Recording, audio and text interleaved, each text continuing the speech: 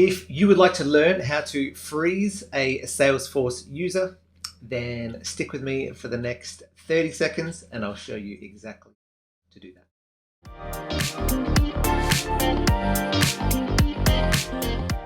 If you would like to freeze a Salesforce user, you'll need to log into Salesforce and enter the Setup menu by clicking on the gear icon and selecting Setup.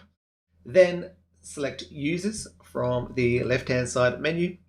Click on Users from the bottom. From there, you need to select the user that you would like to freeze. In this case, I'm going to select Salesperson, who's a fictional user in my org. Then click the Freeze button at the top of the page. That user is now frozen and will no longer be able to log into Salesforce. If you want to free up the license that's associated with that user, then you'll need to do a full deactivation.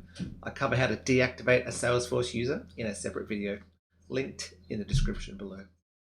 If at any point you want to reactivate someone you have frozen, then you simply come to this same screen and then select Unfreeze.